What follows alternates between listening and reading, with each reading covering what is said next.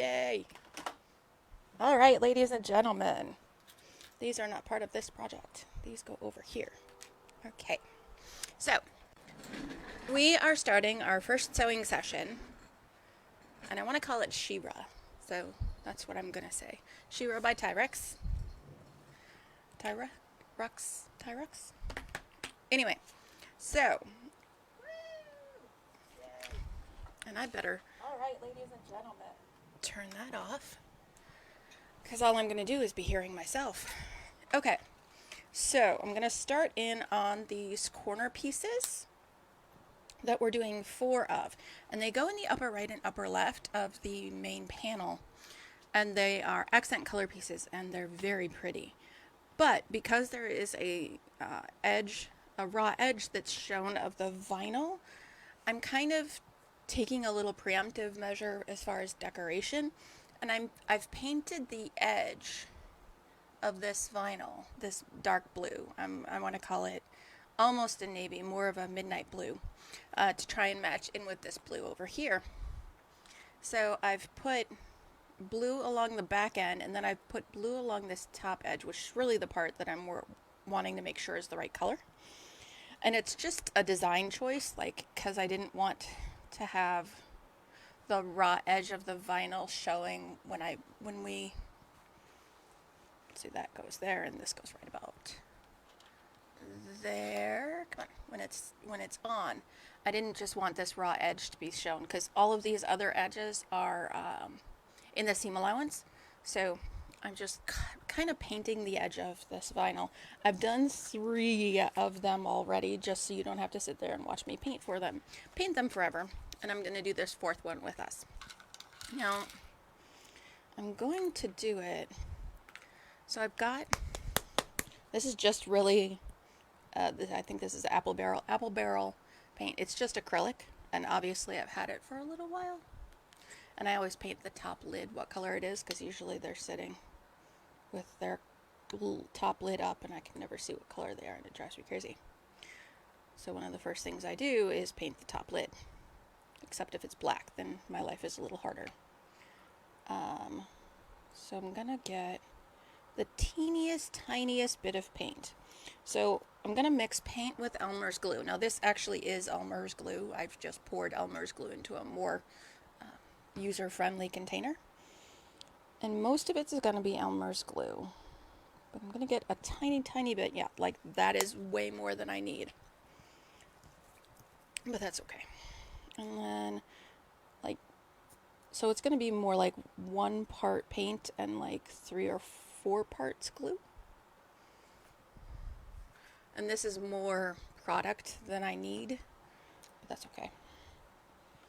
And the nice thing is, if you're using a plastic container, this will just pull straight out, like it won't adhere. Well, after it dries, of course. Now then, also, another nice thing is that Elmer's glue dries clear. So it has turned this light blue color, but it's going to end up being this dark blue color. And of course, I like doing all the painting in one shot, just so you can always match your paints or match your colors, but again, I didn't want to sit here and bore you guys to death. And I have a handful of crummy brushes that I just kind of, after you've gotten paint in to like half the bristles. So this one has paint half the bristles back, and it's stopped being useful for painting. I put them in here, and then I use them for other purposes, like painting glue. And I just stirred it with I could have stirred it with the paintbrush, but it just ends up being messier on the paintbrush, and then paintbrush gets gets upset. So I'm gonna paint about a 1/4 inch in of the back of the vinyl, because I'm gonna try and stitch about 1/8 of an inch from the edge when I stitch. And obviously I won't be stitching this one on until it dries.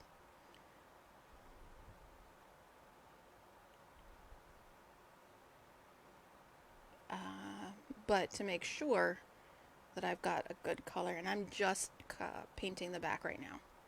I'm going to go back over it and paint the top edge in just a minute.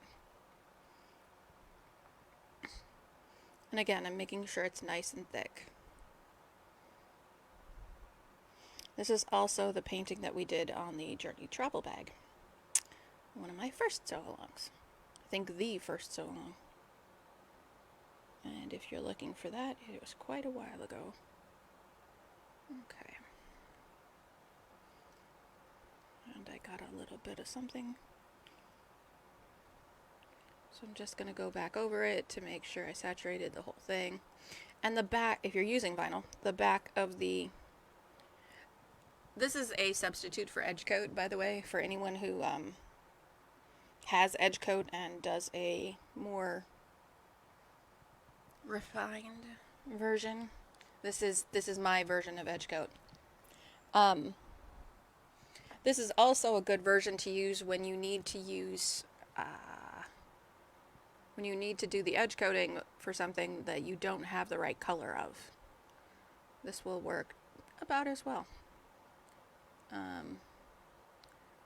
In my Journey travel bag, I put a couple of, excuse me, I do a couple of layers of it. And by the way, my cat has been very needy today, so I will try to keep her appeased. I do a couple layers in the Journey travel bag one.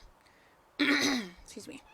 This one I recommend only doing one layer of, just because I'm only trying to color the edge, and it's going to be stitched down, and it isn't going to get a lot of wear. So I'm just kind of dabbing my glue mixture on the edge, and I'm getting a lot of glue on my brush, and it becomes a glob, so it isn't really paint. It is more like glue, because there is more glue in the substance. But I'm kind of like just dabbing it onto the edge and letting it... Hi, kitty. Yes, mommy loves you. And letting it become this nice solid line across the top edge.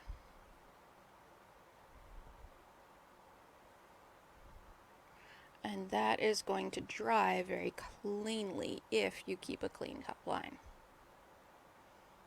And it takes practice, by the way. And so every once in a while I turn it so it's this way, and I kind of look to make sure I haven't made a big glob in one place.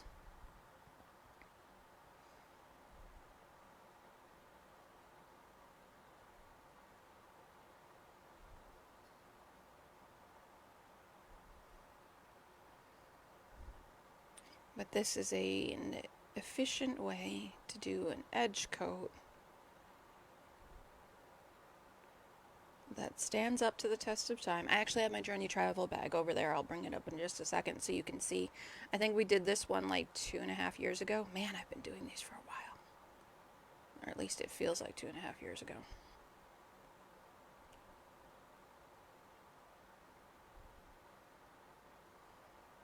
Okay. Alright, and I'm pretty satisfied with how that came out. So, to give you a better idea of what's going on here, I painted that top edge about 1/4 of an inch, and then I painted along this very top edge, just the top of the raw edge of the vinyl. Okay? And that's just so that when the raw edge of the vinyl is seen on this top corner, it doesn't look blatant and white.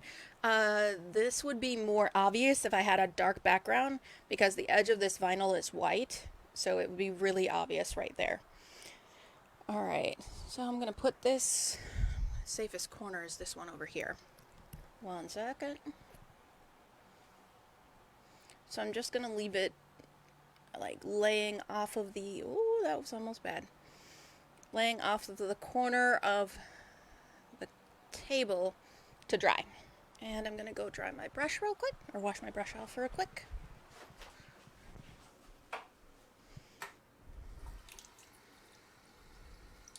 Because it is glue. getting that out as soon as possible would be great. It may not be the best of brushes, but it doesn't mean I want them to die. Okay.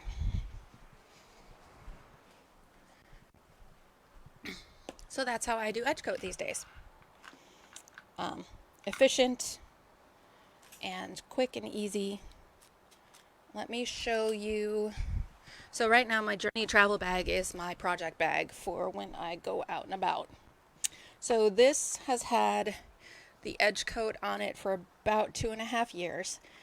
There's some places where it's thicker and is thicker and let me show you. Here we go. So there's places where the edge coat is thicker than others, and more than likely it's like, yeah, like right there you can really see it. And there's little places where it's started to kind of like, you know, when leather starts going bad and the edge coat starts coming off, it is kind of doing that. But, and now I'm trying to get it off, and I can't really flake it off. I think I just put it on too thick, and that's my problem. So I think if we just lay off the edge coat and don't do it so thick, or lay off the glue edge coat like item, I think it will work really well. So now let's get on to actually sewing the pattern today. I'm going to let this dry. It's going to be just fine right there. And I'll get my brushes out of the way. Okay. So a couple things that I wanted to make sure I mentioned. See? So when we were doing the interfacing, when we were doing the cutout session, I decided I wasn't going to interface these two bottom panels because I thought these two panels laid on top of this for some reason that I don't remember. And I had already interfaced this piece. Well, they don't. This actually goes right here, and that is the full height of the bag. So I have interfaced these two bottom panels. And again, it's just because my vinyl is kind of thin that I decided to go that direction. I also did this same panel. We need to get, there's a couple of pieces of fusible fleece, or I use felt just because I don't have tons of money. There's a couple pieces of fusible fleece that we need to cut out. One is of the lining piece, so basically a piece that would be just about this big. The side panel and the bottom panel. So I have felt for all of that. And I'm a little worried about only doing felt for a bag this big, that it's going to be kind of floppy, but we'll see. And again, this is just the first time I've ever done this bag, so we'll see how it turns out. But I wanted to make sure I told you guys that part. See, I take notes, I care. All right, on to the pattern. So we are on page, I don't know if we have page numbers. Let's take a look. Let's see if we have page numbers. Ah, page 4.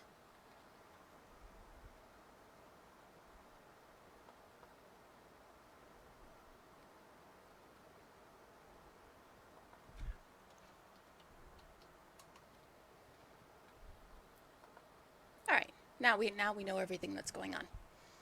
Okay, so we're starting up on page 4, and looks like we did step 3 in the cutout session. So we did all the cutting out and all the interfacing, plus the pieces that I just told you about. So we're going to play with the front straps. And this is actually a really neat, the way she did this is really neat. I like what we're about to do here. It's a really different direction for doing straps and attaching. And this is kind of cool. So we're going to do what we normally do with straps when they are appliqued to the front of a bag. We will get my pencil and a ruler. So basically we're going to do what you think we're going to do. We're going to take these two edges and fold them in. And then we're going to take this piece and we're going to stitch it onto that. That's the gist of what we're going to do. So how do I interface vinyl without melting it? Well, I am really careful. I have it's not a heat press, it's actually one of those it's a steam press. So it's one of those that you would use for ironing if you don't like ironing. So it's kind of for lazy ironers. And I do a test. So I run a test press, or so you would say. So just so you know, I'm drawing a line down the middle of all of my pattern pieces, and that's a really horrible line. So I do a test press of a tiny little scrap piece to see if it will not melt, and I'm really careful when I do it, and I barely put it under there for long enough that the interfacing would adhere. So I basically just do a test. Do exactly what you think I would do. And yeah, if you give me a topic, I'll sit here and rattle. Some obviously interface, and some obviously you would melt it before you would interface it. But most of them you can interface, you just need to be careful. Okay, so the reason I'm drawing a line down the middle of each of these is because I don't generally like how the directions have us do these straps. Because they say, you know, fold in half, then fold to the middle half, and I don't like that. Because I think it's more folding than we need, and you're being asked to fold and then unfold something, especially when it's vinyl. That gets less than awesome. Alright, so double-sided tape is my best friend.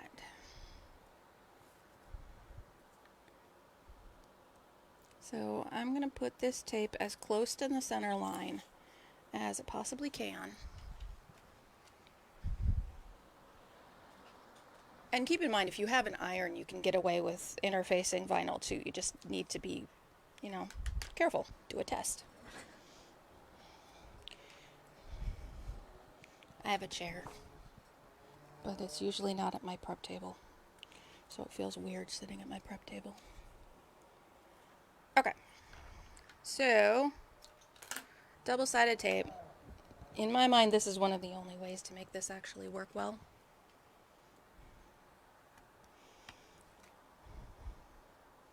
And I just took the edge of the handle of my scissors, my horrible scissors that are not impressive, not my fabric scissors, and pushed the tape down so that it would adhere very nicely to the vinyl. So I kind of start in the middle, and I bring the exterior line edge to that center line and press it into the double-sided tape. And this vinyl loves double-sided tape, and that is going to make my life one high heaven of a lot easier. Alright, and we'll do the other side. And again, I start in the middle, and I'm trying to keep the two edges of the vinyl butted up against each other, because I want to keep these straps as symmetrical to each other as possible. Now, it doesn't matter if I bring the second side to the center line. As long as I bring it up to the other side of vinyl, it'll be perfect. Because I cut these out with a rotary cutter, I think. And if I didn't, I should have. So they should all be straight. Lovely. That's what a nice little strap. Now, to encourage it to stay closed, I'm going to put a clip on either side and a couple down the side. Vinyl usually does a good job of healing from these little clip marks. Plus, I'm putting a clip where the stitching will be, so I'm not too worried about it. But that's just to keep it to make it behave itself and stay there. Alright, next. And I'm going to try and whip through these so you guys don't get bored. I probably could have done these ahead of time too. Sorry about that. Hey, if you have questions, please feel free to put them in chat and I will be glad to answer. It's a nifty little bag. We will be doing the same process to the strap ends. So these little guys, the little squares. So make sure you draw those lines down the middle. If you don't want to do double-sided tape, you certainly don't have to. If you're doing like a fabric strap there, nice and easy to iron these instead. Since obviously my vinyl will not take ironing to that extent. Oh, and I always put the heat always goes on the backing side, so don't ever put the pretty side towards the heat plate. Hi B, we are making the Sheera by Tryxus Designs. Link is at the very bottom for the pattern in case you want to go see it. And we are just starting in on our first sewing session. So you do not have far to catch up at all. All you have to do is cut out your pattern pieces.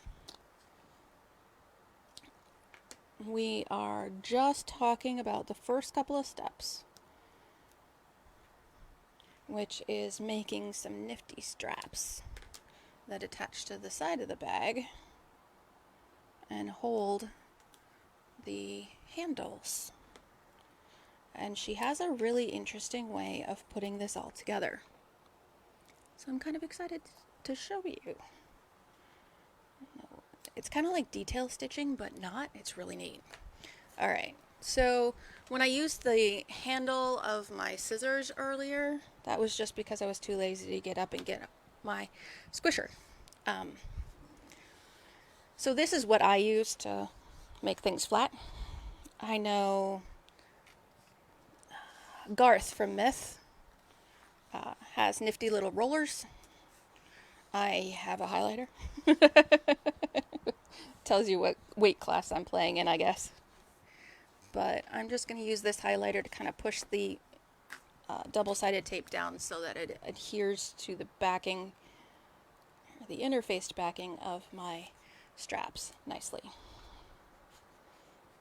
All right. And feel free to ask questions because we're kind of at a boring part where I do the same thing over and over and over.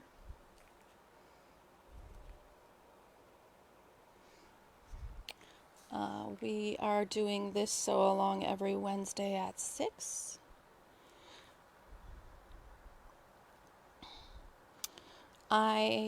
Assuming my health behaves itself, I am going to start streaming more often whatever I'm sewing in my sewing studio on a channel called Twitch.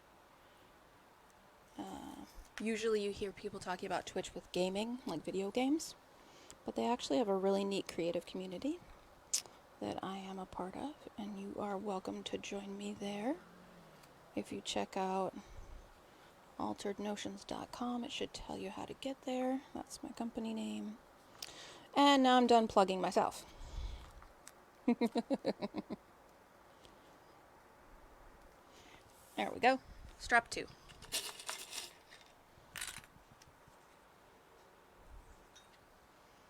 And again, just these clips are staying in the seam allowance just to make sure that the strap doesn't get any funny ideas.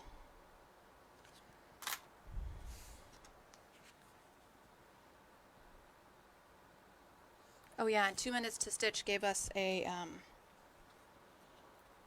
hardware package for everything that you will need for this.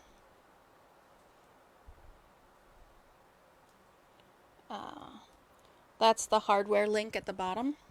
It'll take you to their Etsy store.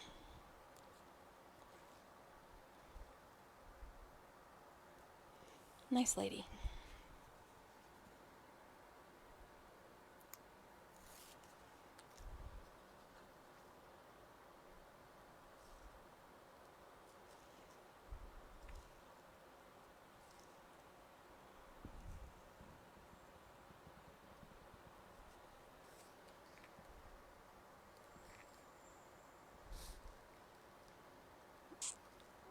Alright, 3 out of 4. Down and out. It's Since these are going quick, I'll just do that.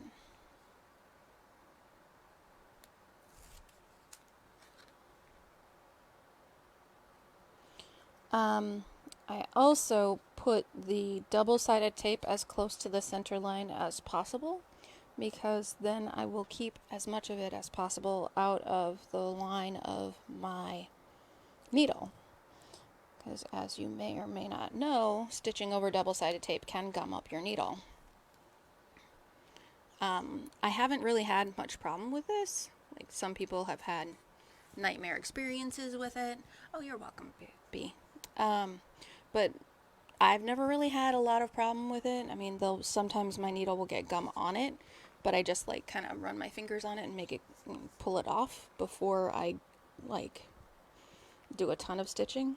I guess I watch for it more than most people.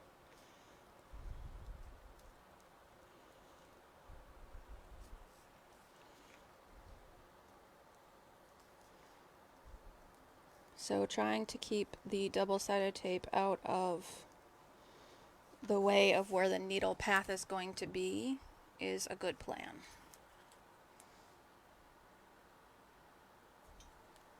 Alright, those guys are done. We're going to knock those two little ones out, and then we'll be able to get something really done. Other than just prep. One sec. There we go.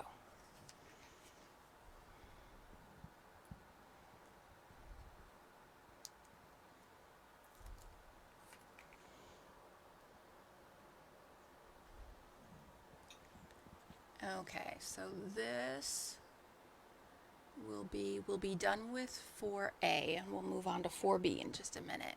I'm kind of sneaking ahead and getting 4E done a little bit.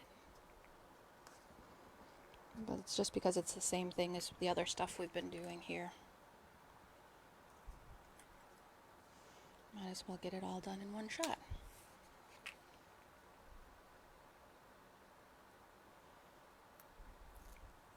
Oh, and flattening the double-sided tape with the highlighter makes it a lot easier to pull the backing tape off when it comes time to do that.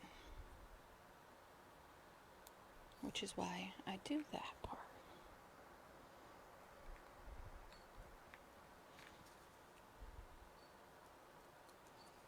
There. Okay.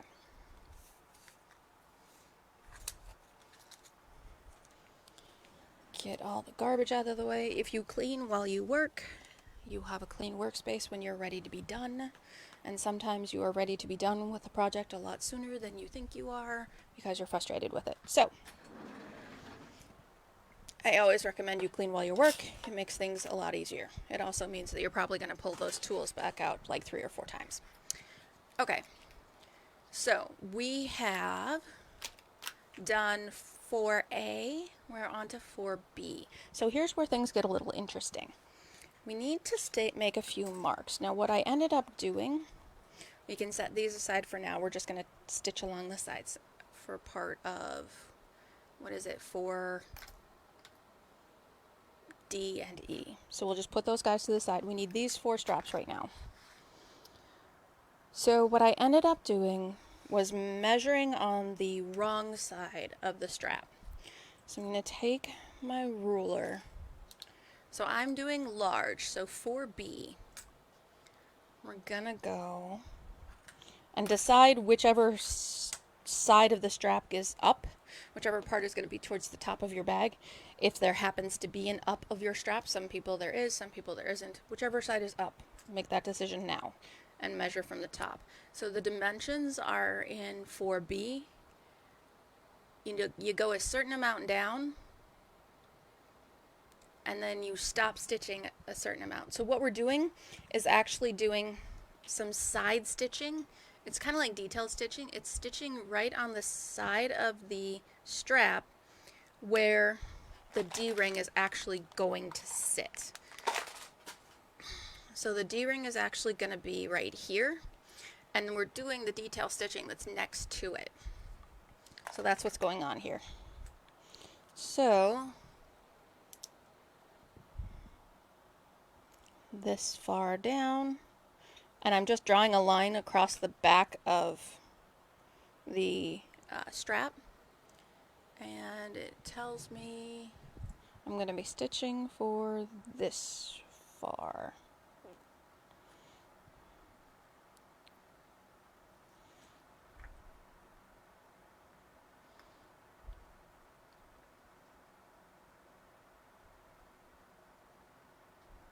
And since no one sees this side of the strap, it does not matter.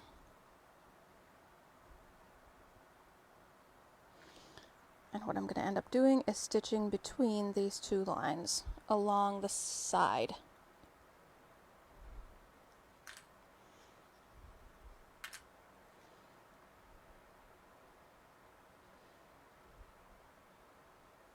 There.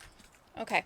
So what I have now are two lines, one there and one there, that it tells me where I'm going to stitch between. So I'm going to do two lines of stitching, one from there to there and one from there to there. So one on each end, one on each edge. And while I'm doing that stitching, I'm going to stitch these two along the side seams, or along the sides.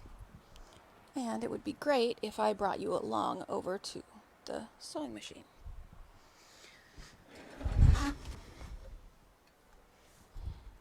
Okay, so I'm going to get these little guys out of the way first.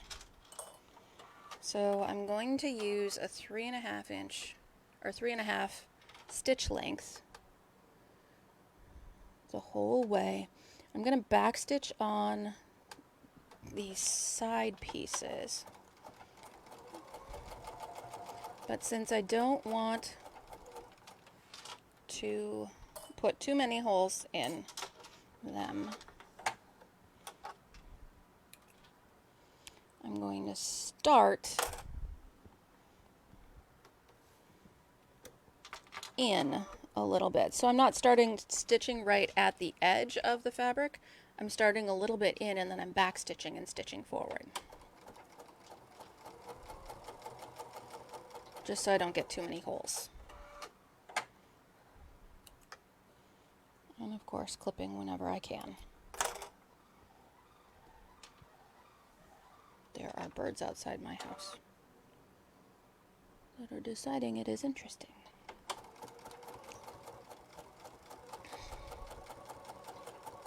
And again, I'm stitching right along the edge. And it's probably a little more than 1/8 of an inch.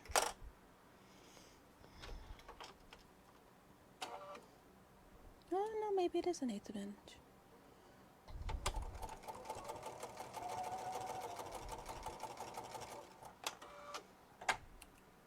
So yeah, 1/8 of an inch right along the edge. And these guys end up looking like that. That's just what we're looking for. Okay, so these 4 straps, let me give you a better view of what's going on here. These 4 straps have got so each size pattern tells you a certain amount down and then stitch for this long. So there's 3 different sizes to this pattern, so each one has a different dimensions that we need to do. We're doing the large, so I'm going to stitch, we're going to start stitching at this line, and I'm going to go to that line. Now, I'm not going to do any back stitching because this is all going to be seen from the front, and I want it to so all of the front stitching is I'm going to try and make it look like I didn't stop stitching all the way down, and there's just going to be a line of stitching across. That's what I want it to look like. So when I do these tiny little stitching from here to here, what I'm going to do is I'm going to start here, I'm not going to back stitch, and I'm just going to go to here. And then I'm going to pull all of those threads to the back and knot them at the back. So that's why I've pulled my threads so long. And that's why I'm so careful about using the same stitch length. And then I use a long tail.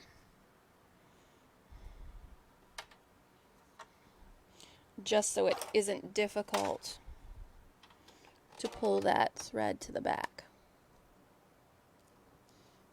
But I am careful to make sure I line up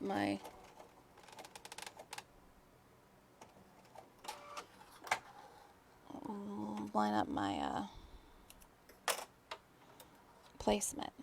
And so I'm going to take these threads, I'm going to grab this back thread and I'm going to pull it until there's this little loop right there. See the little loop that came up? I'm then going to grab that little loop, and that's actually the front thread, and I'll tie those guys off.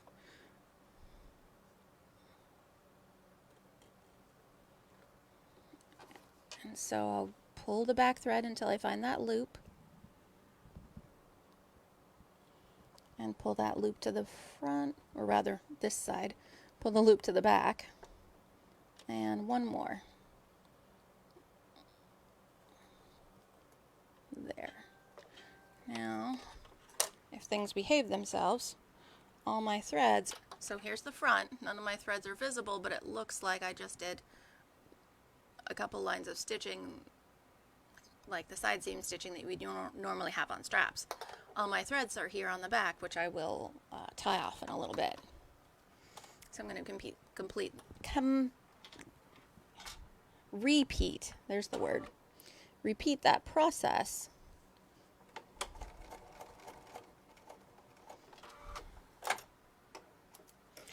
And so what happened here is I have a whole bunch of, let me see so I can get the right angle of the light, there. So see how I have that whole bunch of icky thread? That's because I didn't hold on to my top thread when I did my first stitch. So now I have to see if I can get all of the stitches to go to the back. And unfortunately I have them so they all went to the front. So what I can do now is, because ignoring the train, I need to get this thread to the back, and it came loose out of the hole that I had stitched it through. I can just thread a needle with that front thread and pull it on through. So now I've threaded a needle, went back through that hole that I had originally stitched, and now we're good again. So now it's both in the back. Neat, huh? That's called cheating. No, I'm kidding. So, to prevent that from happening again, I'm going to hold my threads, line up my stitching, hold my threads, do the stitching between those two lines. And you want to get as close to those lines as possible. And of course you can hold the stitching to either side, it doesn't matter.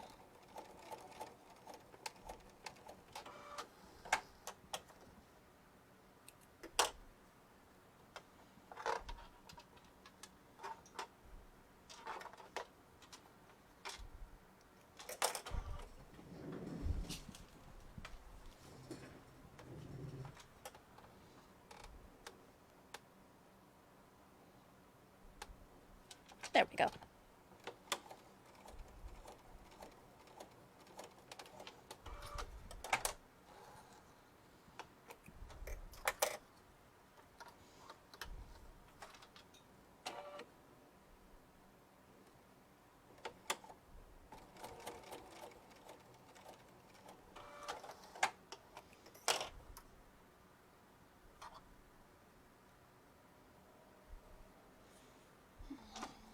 One more stitching line.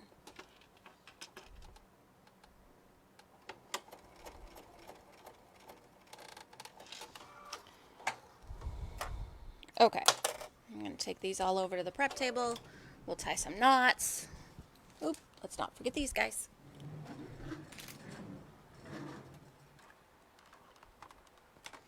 Okay, so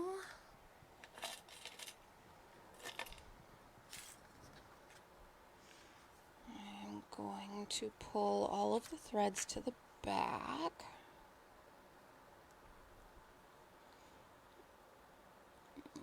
And then tie some knots.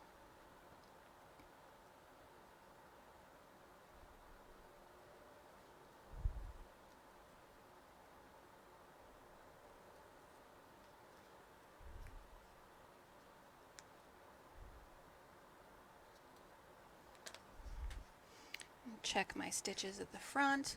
So I was being lazy when I did this the first time. I just tied these guys together.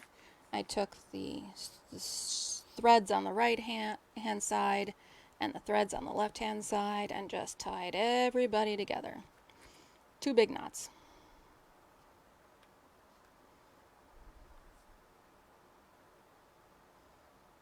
And you know, if it works,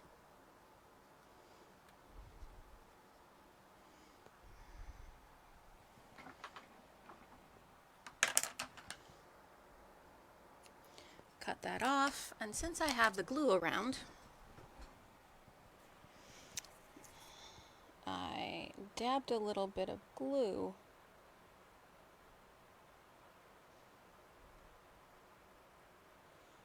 get the ick off the top of that.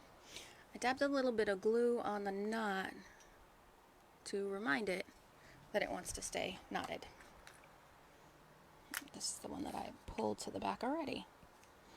So I'm just grabbing the right hand side and the left hand side and tying a knot. Well, 2.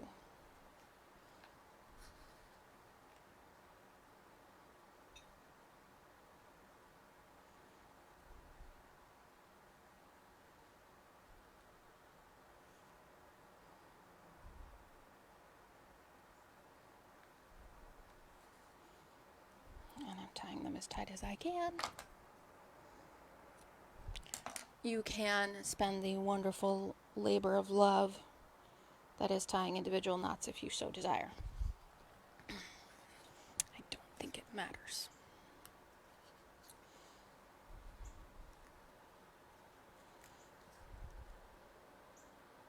Unfortunately, the pattern doesn't go into the details about what she did with the threads here. And it doesn't, from the bag that I've looked at, I zoomed in on the picture, it doesn't look like she backstitched. And I wouldn't want to backstitch here either, because it would kind of mess up the whole illusion of what the bag has got going on.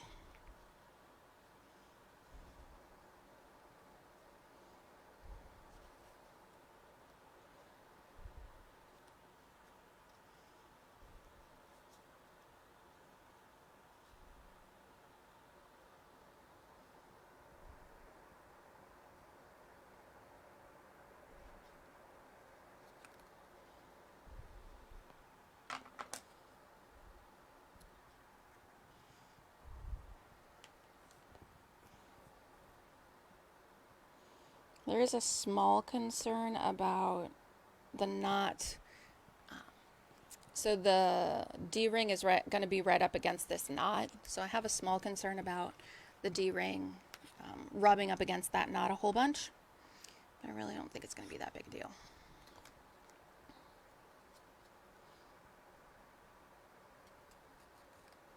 The one time you use the seam ripper for something positive, right?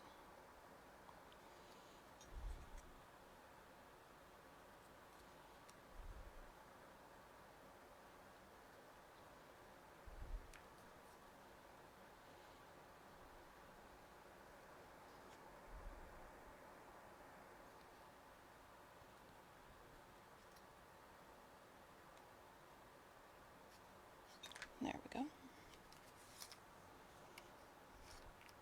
Last one, guys.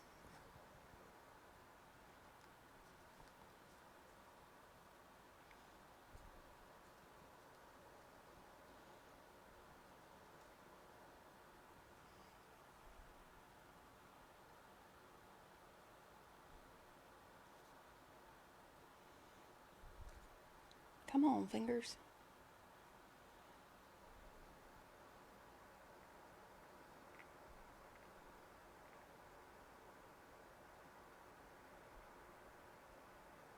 There we go.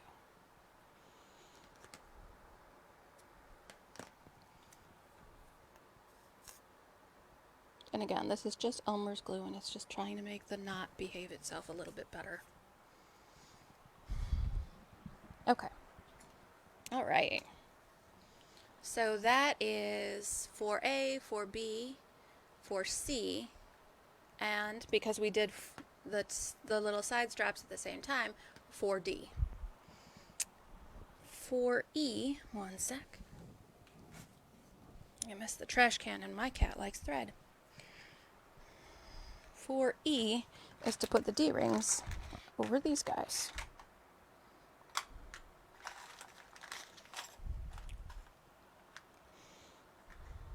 And it is a snug fit.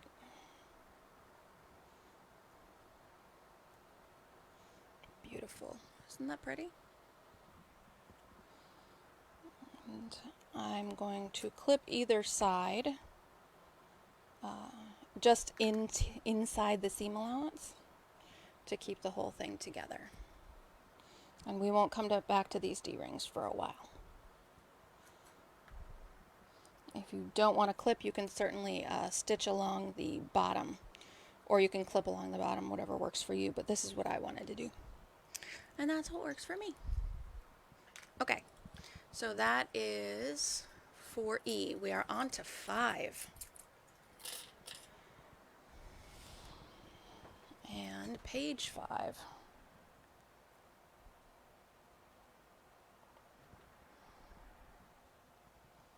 me scroll down. All right.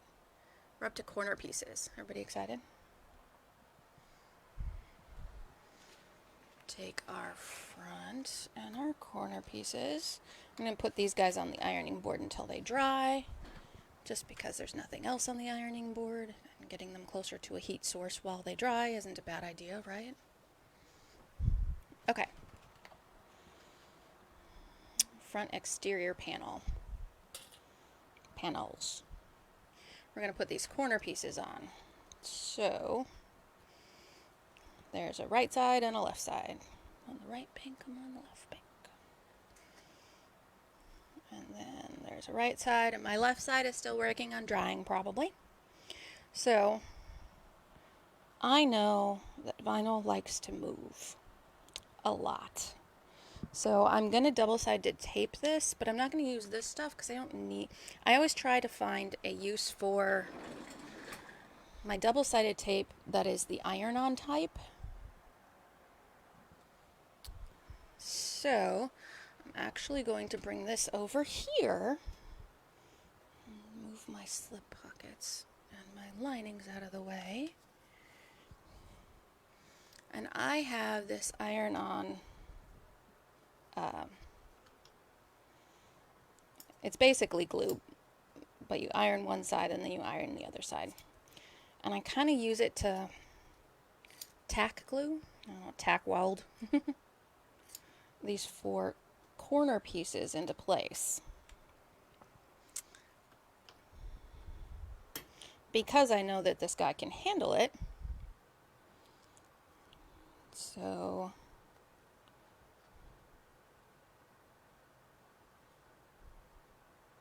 what I originally did was do it onto that. So let's do it that way, because I know that worked well. Okay, so let this iron, and this vinyl I know has a tendency to curl when it gets just beyond the point where it should be, when it's just a little bit too warm. So when it starts curling, flip it over, and that will encourage it to lay flat and to cool off quickly.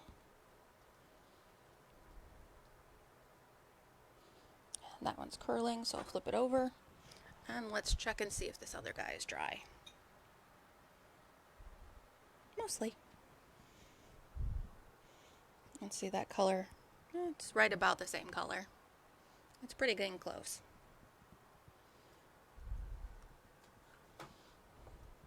Again, if you wanted to make sure that all of the colors that you use for all of these pieces matched, doing them all at the same time is probably a good plan.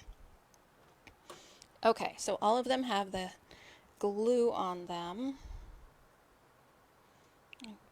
Pull off the paper backing, if I can.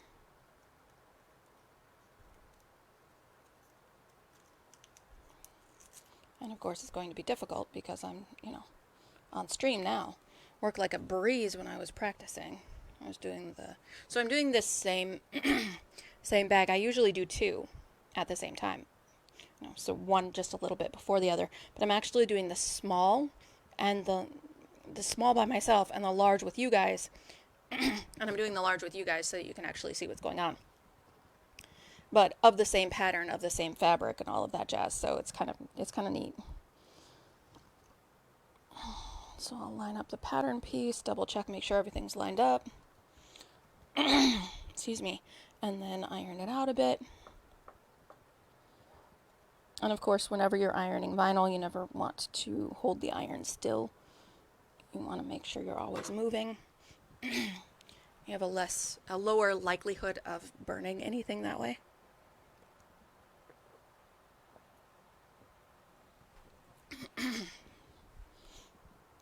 And there. Now it's just, like I said, just tack welded, just glued in that little corner spot, in that little strip that we glued on there. But now when I start stitching, it's not going to move. And that's another corner, so we'll do that one there. Oh, you know, after I pull off the paper backing.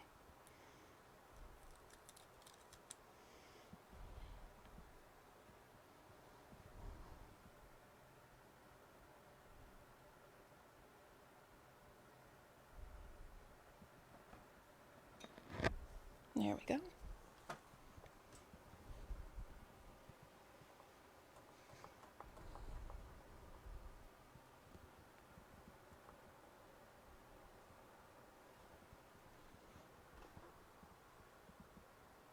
And now that one's ready for stitching.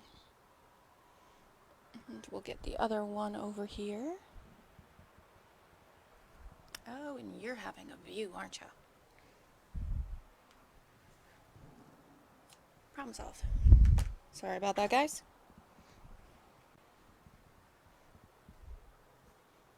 Okay, so that one will go over there.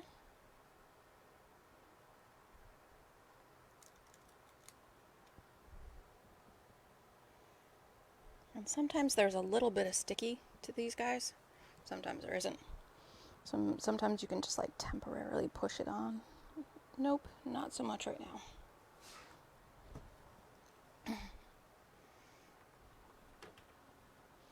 And again, cleaning while you go makes life a lot easier.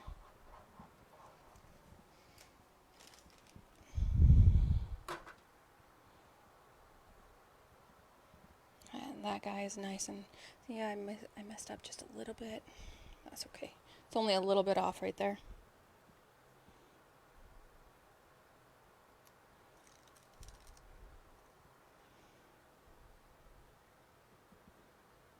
There we go.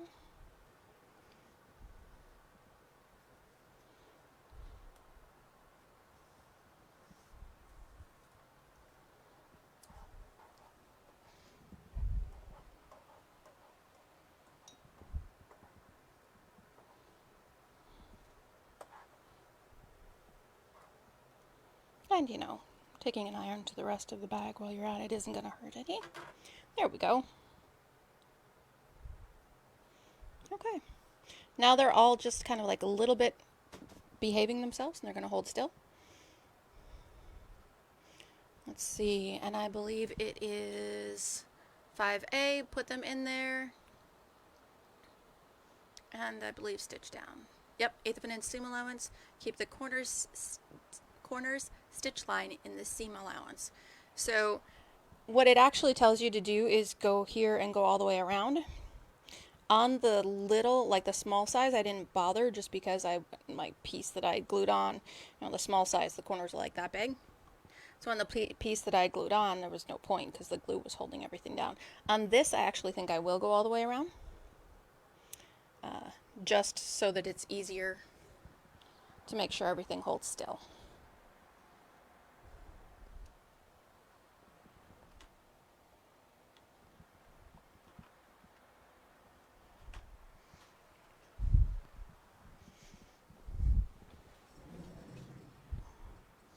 And as we've done before, 1/8 of an inch seam allowance.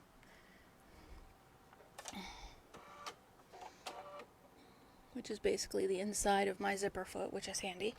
I'm at a 3.5 inch or 3.5 stitch length,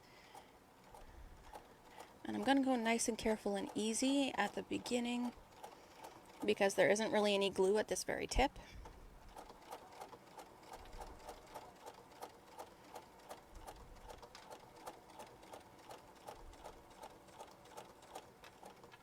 Now the stitch allowance, the seam allowance for this pattern is 3/8 of an inch. So that's basically the width of my my entire pressure foot. So I'm not too worried about stitching in the seam allowance and not doing it right when doing the other two pieces. And I'll do just a couple of back stitches. There we go. 1 out of 4.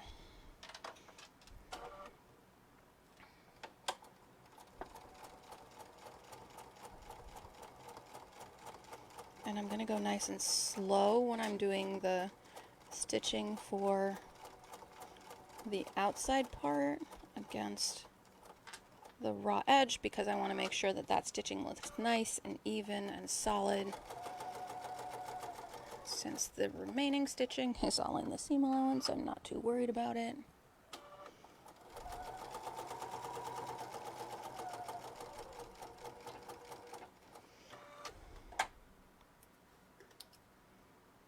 And clean up my extra threads. Alright, so that one's done.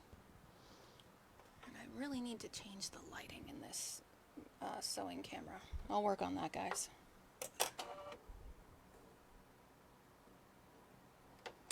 Nice and easy and even and slow.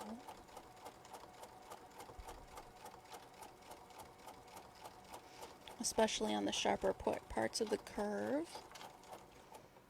Burying my needle to make my corners.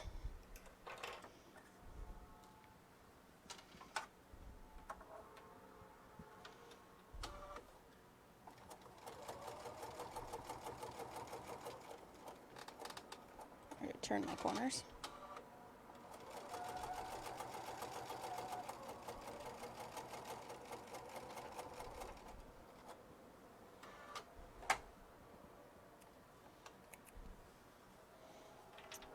And last one here.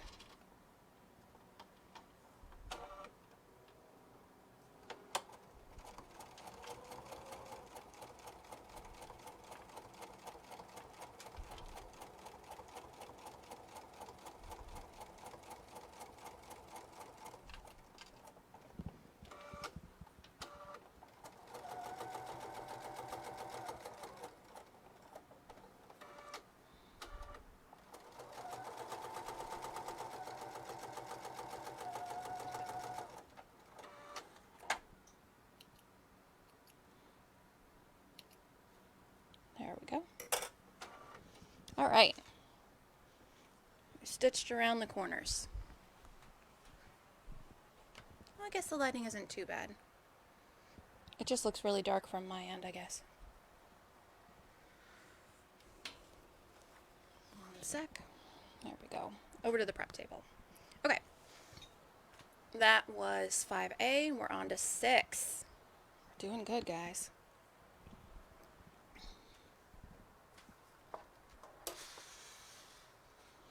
I saw a little wrinkle in this fabric that I wanted to get rid of real quick. All right. We're on to 6. So now we get to play with the straps. I'll bring my friends back over. Take the front strap, the exterior front panel, and it says 8 D-rings. I recommend 6. So there are 4 D-rings that go for the handles. I recommend using 6 D-rings in this setup. You can use 8 if you want. You can also only use 4 if you want, if that's the direction you want to go, and I'll show you why. Let's work at one piece at a time. Now this is where, having traced the strap placement on the pattern is going to be very, very useful if you decided to do a clear plastic template like I have. I didn't do a clear plastic template on the small, and it worked perfectly fine by just being able to see through the piece of paper on my fabric. If you can't see the color of your vinyl through that fabric piece, you might want to like cut off your pattern piece where the far edge of your strap placement is, just to make your life easier on this next couple of steps. Okay, I'm actually going to get this guy out of the way because I don't want to start pinning and taping and stuff. The first thing I'm going to do is divest this little guy of clips, and I'm going to put a small amount of double-sided tape at the bottom of the strap now, just like a couple inches. And I'm going to look for my paper scissors, which I did not put back. Ah, they're right here. Now this vinyl loves double-sided tape on the inside of it, not on the exterior on this brown color. So it's not going to be happy about this whole putting double-sided tape on the bottom part right here. But it makes it a lot easier when working with placement, especially when you have very precise placement, which these are very involved in precise placement. And I'm just making life easier for everyone by knocking all 4 of these out at the same time. Okay. So what we're going to do is take one of these guys, and basically we need to set up where it's going to go on the front. You're going to want to make sure that the top edge of the strap goes along this top edge. And I know this is curved, so part of the strap will like be off this edge, but the upper right hand corner of the strap should be along the right in line with the upper side of this. And there's a reason for that. Actually, maybe so it is for the small, but let me be a little more specific. The strap placement needs to be the same way in each placement. So like if I match up the upper left hand corner with this corner of the corner piece, a lot of corners, I need to do that over here. I need to do that on the other piece here and here. The reason being, your placement vertically, like let's say for example I put this one all the way up here. Now my 2 tiny little lines of stitching, you can actually kind of see them because the fold stops being a fold right there and it's actually stitching.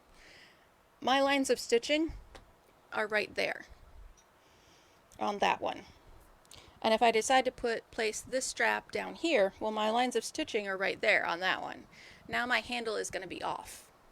So the reason I'm being so specific about your placement of your straps is so that your handle doesn't look stupid. And so your straps don't look stupid too.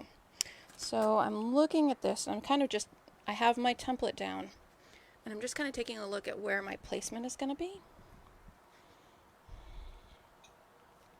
And I've figured out how I want to place all of my straps. So they're going to be at the corner right there. So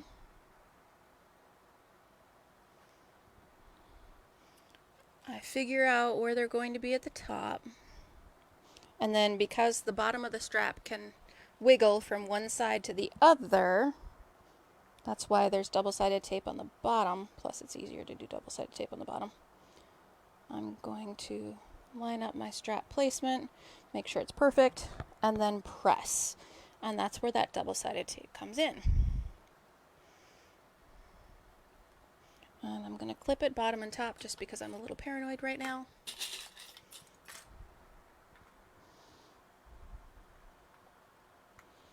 Alright, so that one's placed. Pretty solid too. Looks good. Alright.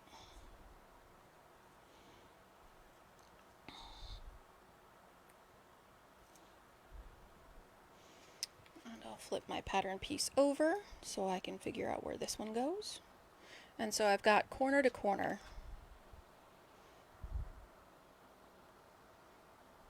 And I'm just kind of trying to match what I've done over there. And then making sure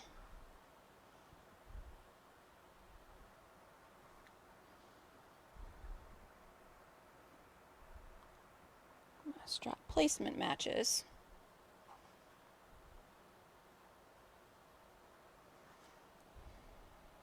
Looks good. And I'm checking to see how do those guys go. Aw, my poor deer's gonna get cut off. Okay, looks good. Press the double-sided tape in. You want to be really thorough.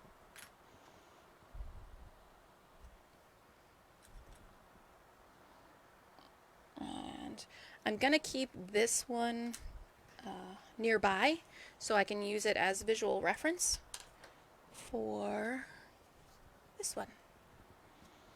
Okay.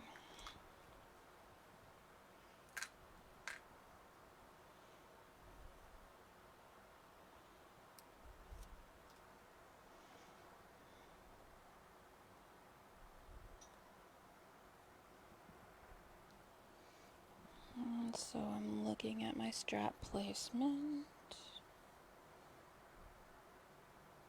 And I'm really grateful for these lines, because otherwise my strap placement would be kind of like this way, because all of them are trying to lean in towards this curve.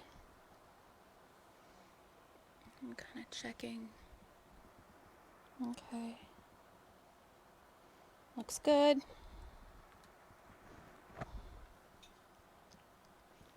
There we go. Little clip. And a clip. And last one. And then we can go stitch these down. And the stitching is really, really neat. And this is where I'm telling you the design of this is pretty ingenious. I was really, really impressed when I came across this because I hadn't seen it before. Now, it might be somewhere else, but I hadn't seen it before. I am, of course, not the be-all, end-all of pattern making, but it's pretty neat.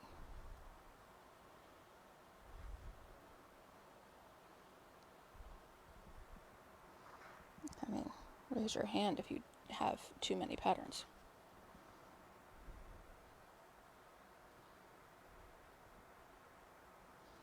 There we go.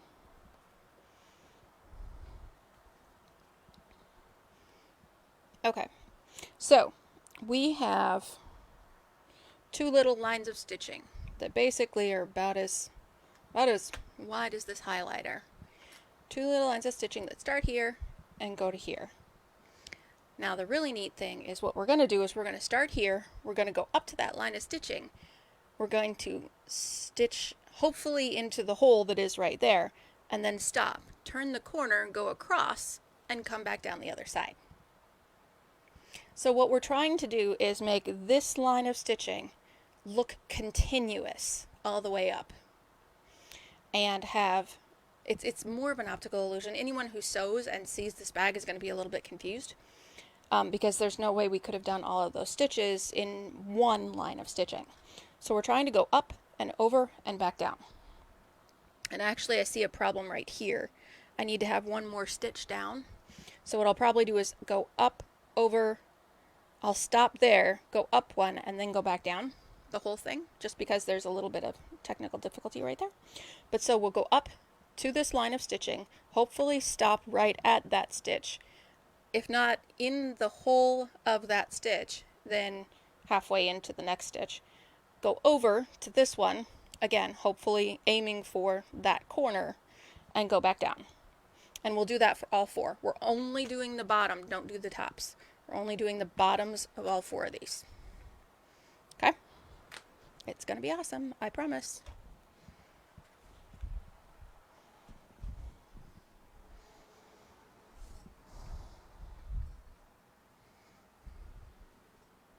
Okay, and again, this is why I'm leaving my sewing machine in a 3.5, and I will start in, back stitch, and then start up, Hello, most handsome man of mine. And I'm aiming for this line of stitching right there. And this is where I was wishing I had an open foot, so I wouldn't have to guess on whether or not I made it.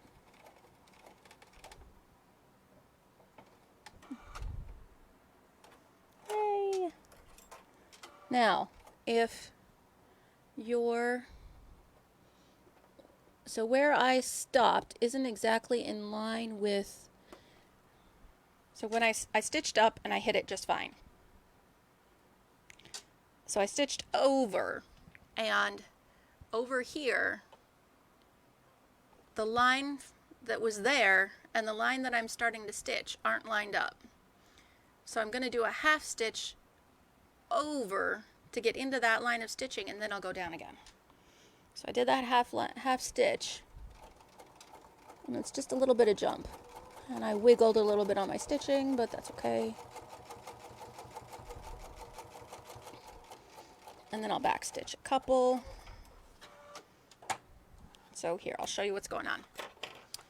So this is what it ends up looking like. And I kind of messed up the right side because I was trying to compensate. I went out too far towards the exterior, but that's okay. I have another one where I can try it better. I can do better. So I'm gonna back stitch.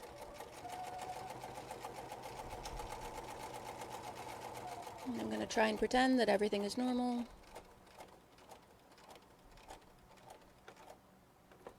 And that's the one where I should have buried my needle. And it's okay to like hand crank it. That's okay.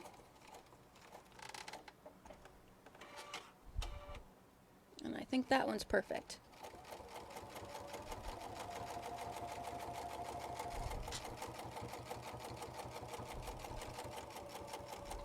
But if you wanted to work on your precision stitching, this is the place to do it. So this one is practically perfect in every way.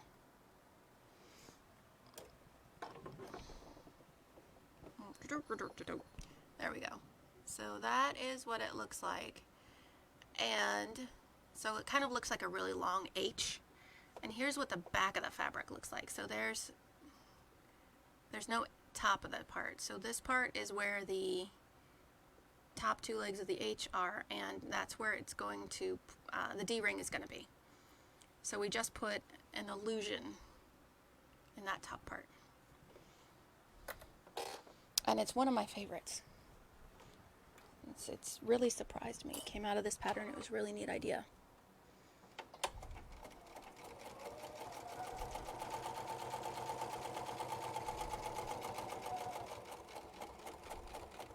This is the one where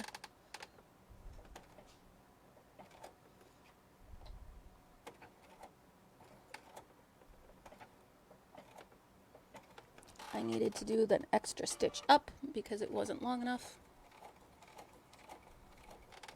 So I just played with back stitch and forward stitch. And I think I overshot a little bit. Yep, that's okay. I think I made up for it.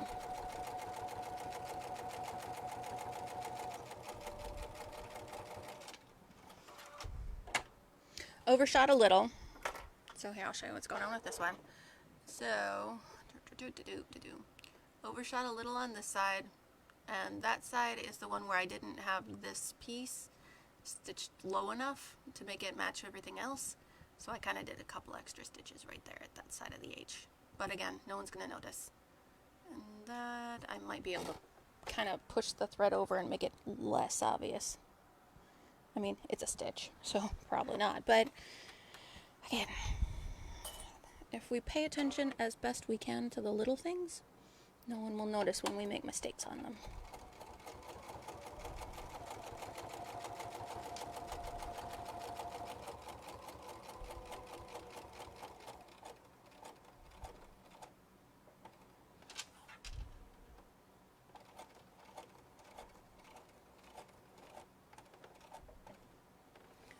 one's definitely over. Yeah, that was a mistake.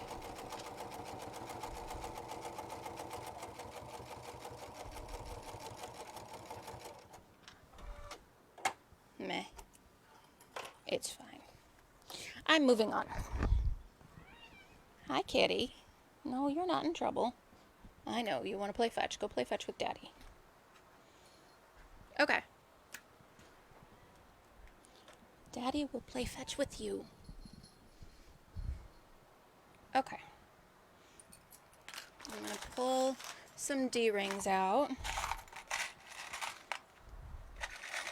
1, 2, 3, 4, 5. Now, there's a reason I only want 6. Now, that's just my preference. You can do all 8, you can do 4, you can do 5.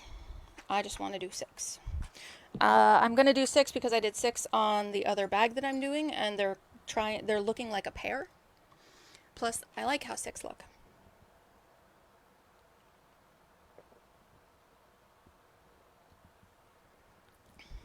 Okay. So what you're going to do is you're going to slide D-rings onto your straps. And if you glued your knots, you might have to lift them up and unstick them from the fabric if you did that. Okay, so the reason you have extras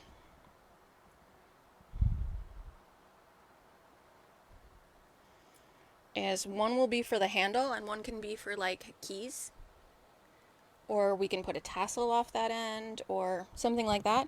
I like 6 because then you have a spot to hang your keys on this side or on this side of the bag. And that's the way that I like it. Like, so these two are obviously going to take the handle. But this one is going to take the handle.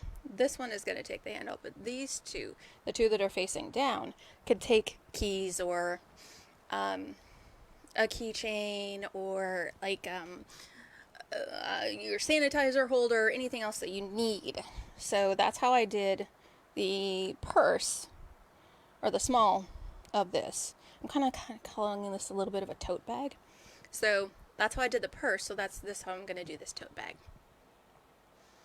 Let's see. We did 6B. We just did 6C, 6D, top stitch the top part, the exact same way.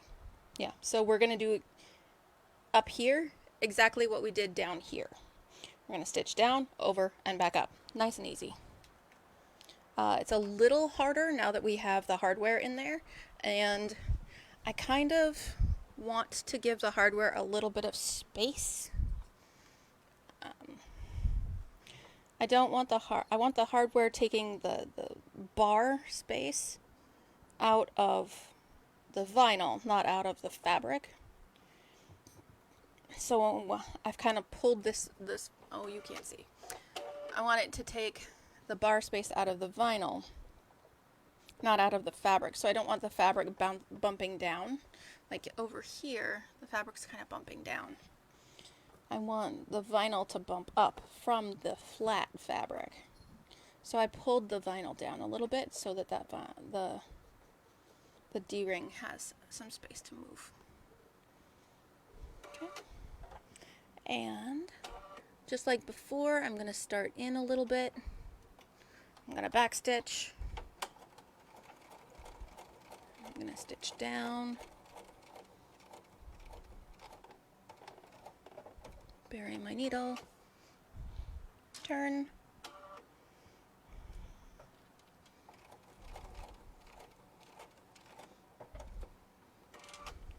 And repeat.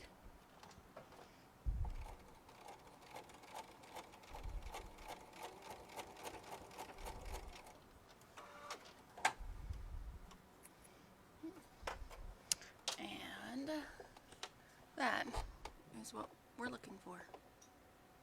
That optical illusion right there. Of how in the world did she stitch that?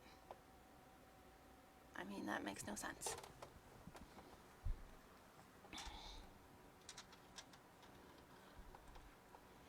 So I'm holding the fabric flat, and I'm kind of pulling this vinyl, the top of the vinyl down, so that the vinyl bumps up and gives space for the bar of the D-ring.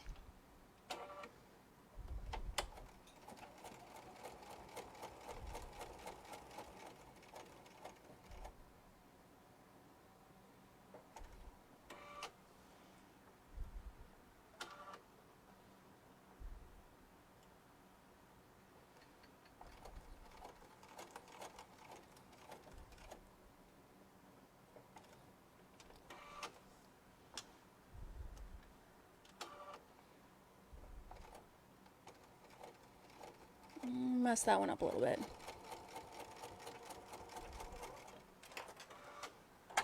That one got a little wonky. Let's see. This one's a little messy, but it's not too bad.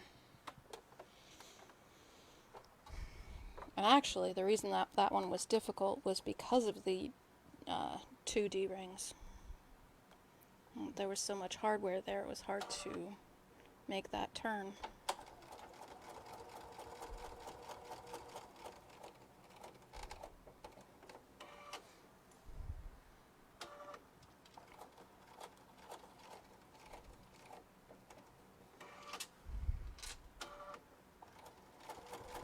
This one's good. That one's beautiful.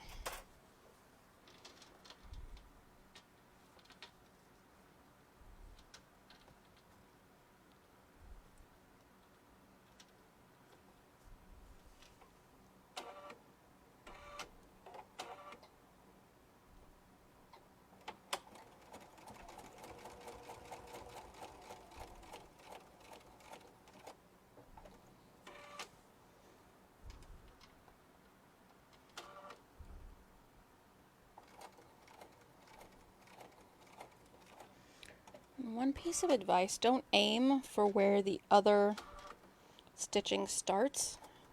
Aim for going perpendicular to the strap. If you end up hitting where the stitching starts, then great. If you end up being a little early or a little late, so don't aim for where the stitching starts or stops. Aim to go straight across and you'll have a straight line. And these are parallel, it's just at an angle, sorry. Let's see if I can get a better thing for you. There. They are parallel, but you could have one where it goes from here to like somewhere down there. And you would have a line that goes diagonal instead of straight.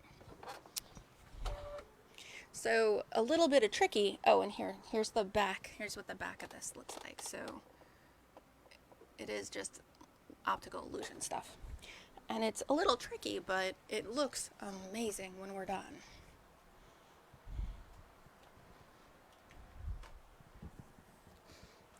Okay.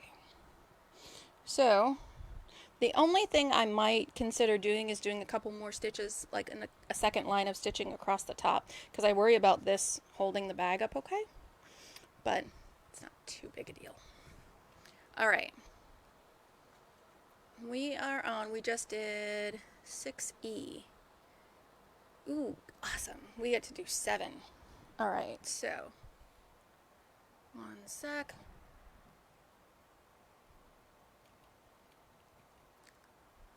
There we go. Okay, 7. 7 is getting exciting, people.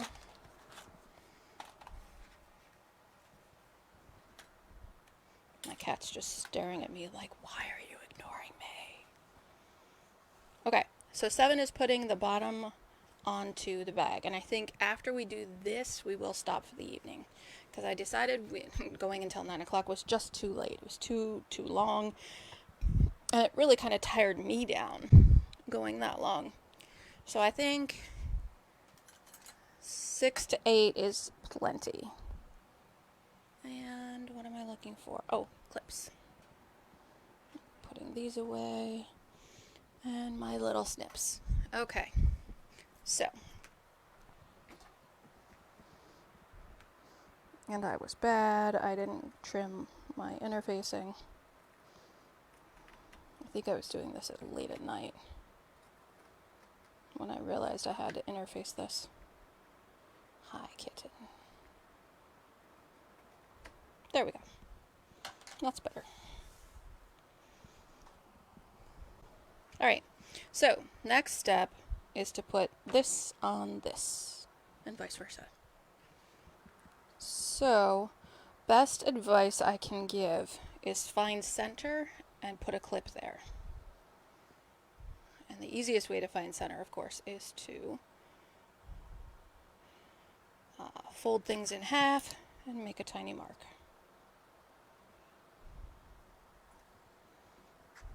And I actually have one on that one already, I think, because I think I did that when I traced everything.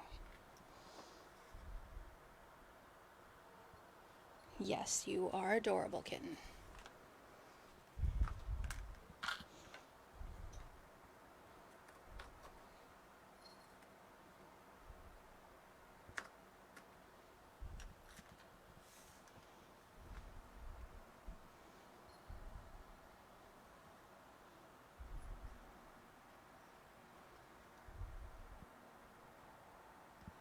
There we go. Okay. So, one piece to one piece, one piece to one piece. There. Find center and line those two guys up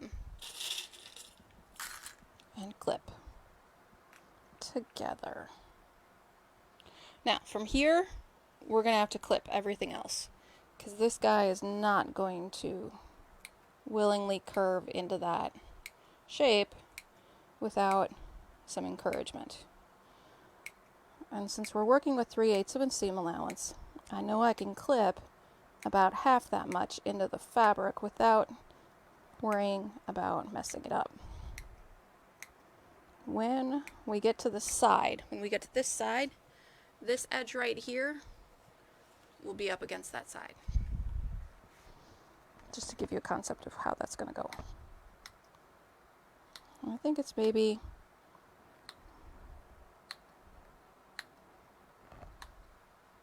every 1/4 inch, or somewhere between 1/4 inch and 1/2 inch-ish is where I'm clipping. And I will add extra clips as needed.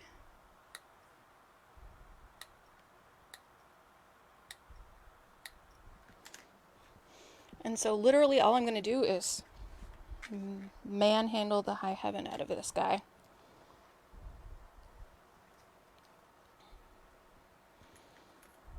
And clip it to within inches of its life.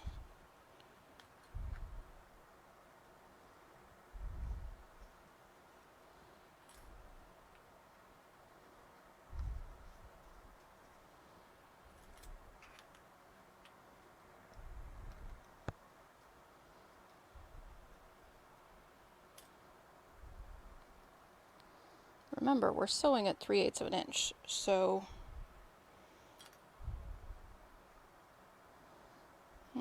and this, so there's a problem right here.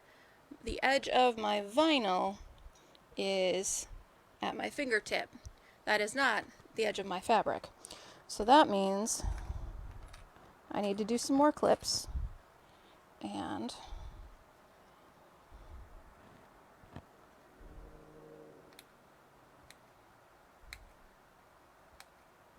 that also means I didn't get it to go out far enough.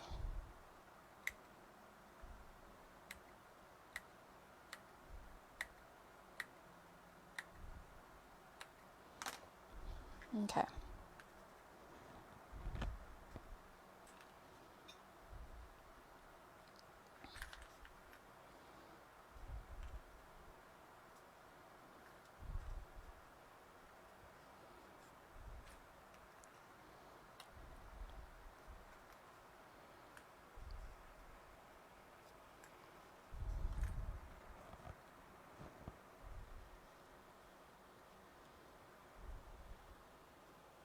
Now I've made it.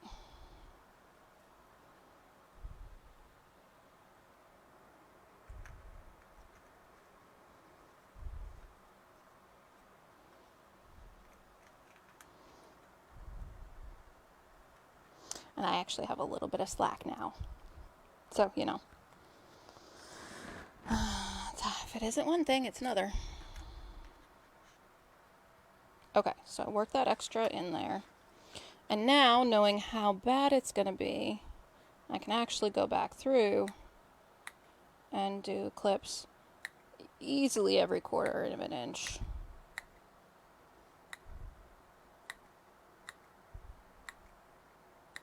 To make sure that I get to the stretch I need. There we go. To make sure that this end gets all the way over here.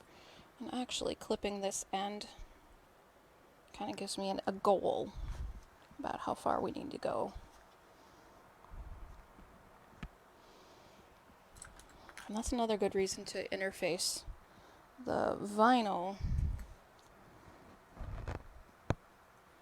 because then it won't stretch by accident.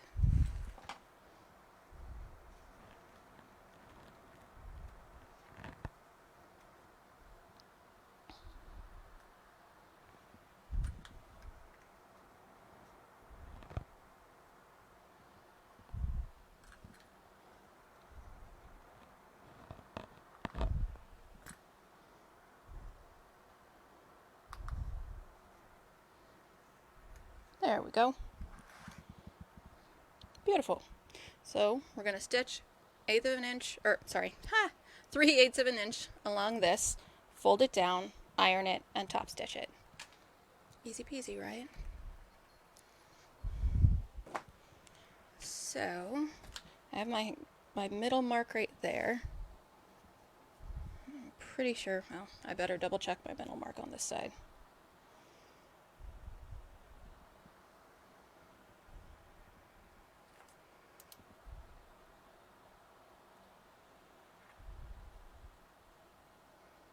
Yep, good.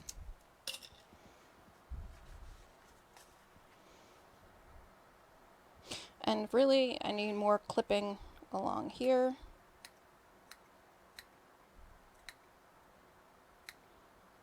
Along this curve than I do along the straightaway.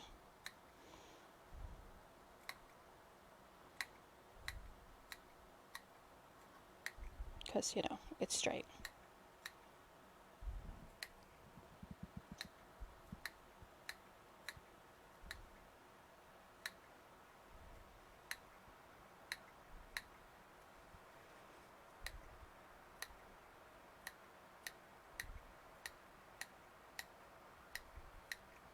There we go. Match up centers. Find some clips that aren't being used.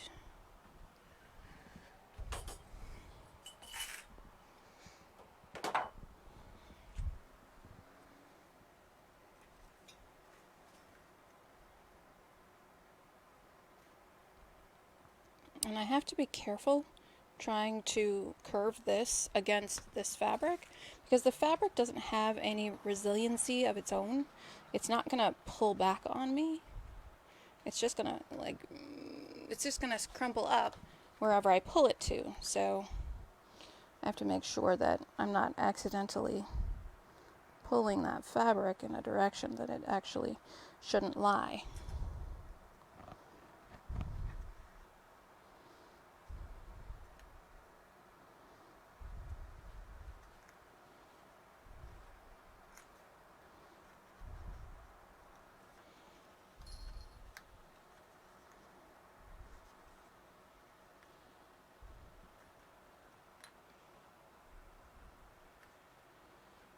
This one works a lot better.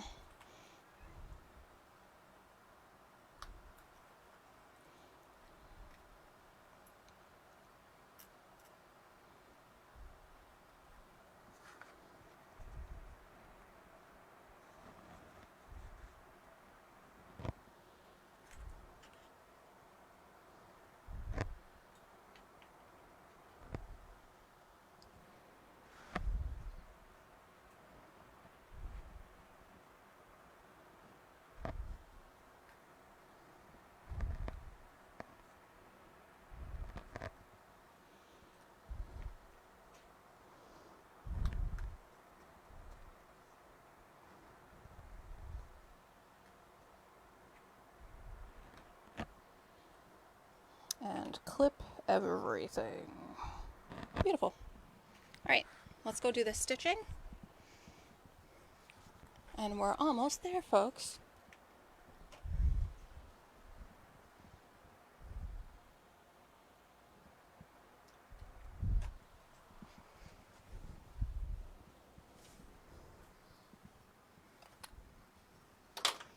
Three-eighths of an inch seam allowance.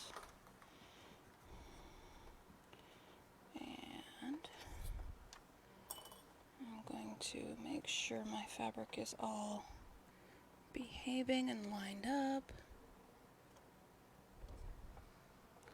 I'm going to start a little bit in and back stitch.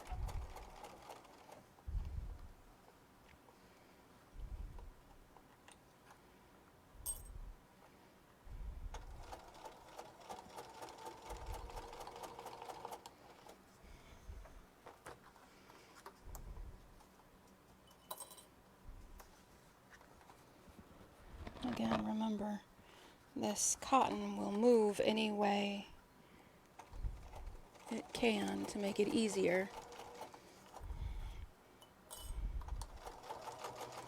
So if you didn't back it with Decaville or something, make sure everything's lying flat before you stitch through with too many layers. Because I almost stitched through too many layers.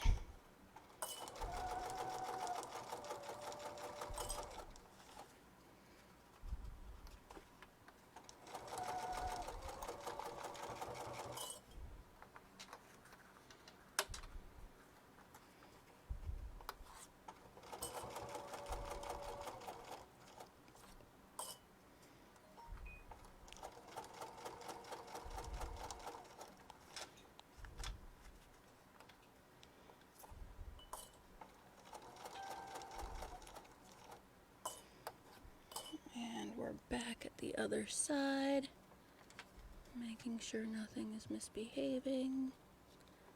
And it almost was, so that's always fun.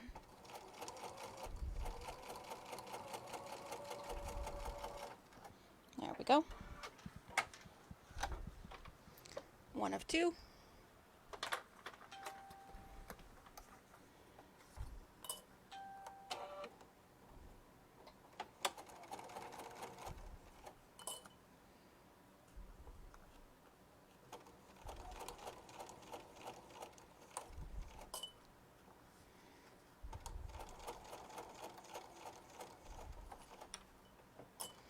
If you're going to raise your pressure foot to help things move around, make sure to bury your needle first.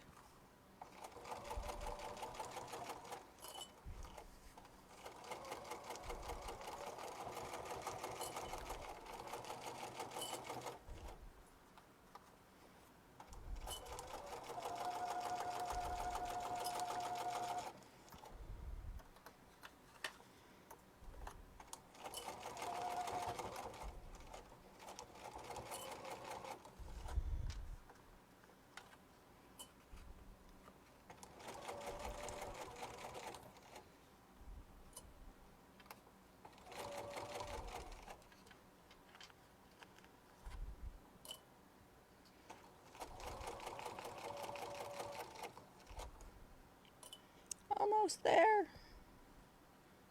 Tiny little curves left.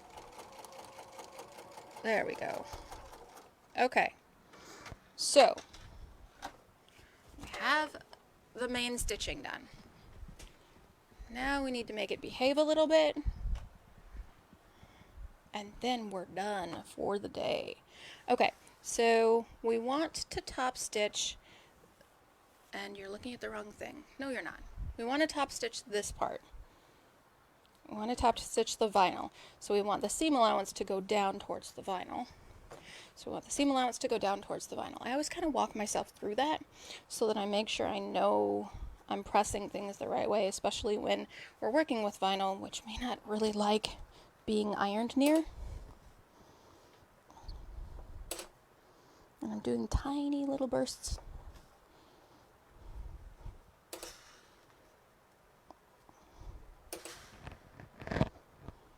And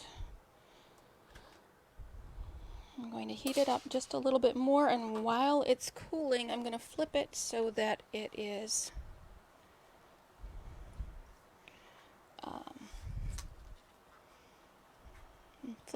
the seam allowance is towards the bottom, and I'm going to put heavy things on it to encourage it to stay that way. And I'll show you what I did to the other one in just a second.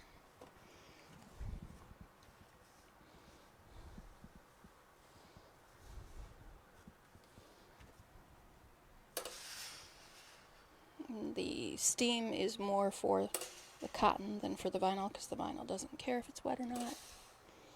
Well, the backing might be a little receptive to it, but probably not. So, there we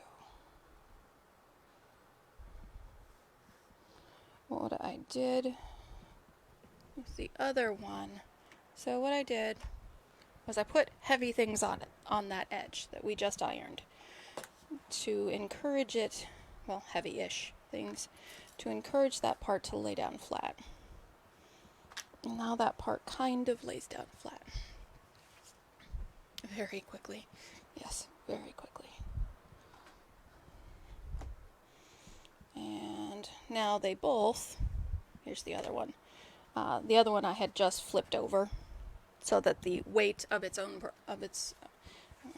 the weight of the project itself held it down. I don't like that there's a little bit of fabric that kind of pools right there.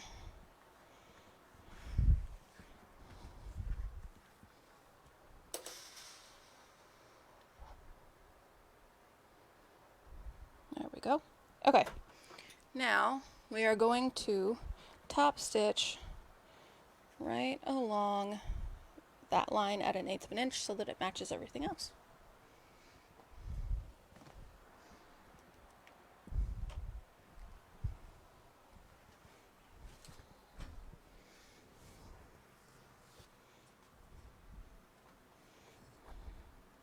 And since I haven't changed the stitch length from 3.5, I'm still at 3.5.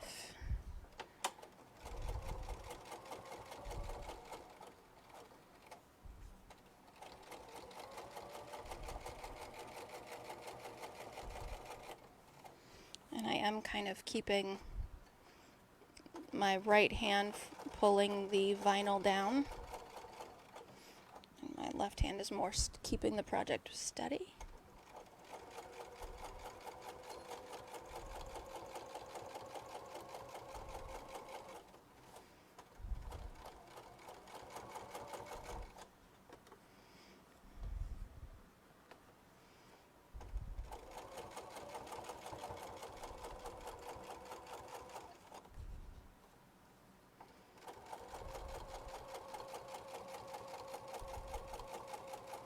And adjusting around that corner.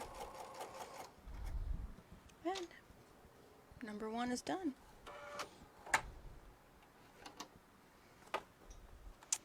And because I took my clips to the other side,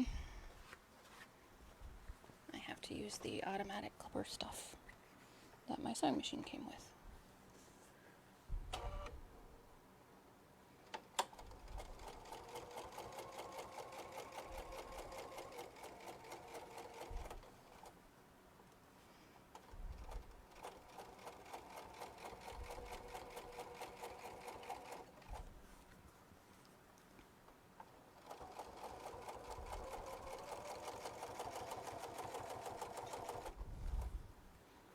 I'm just trying to keep that nice and flat.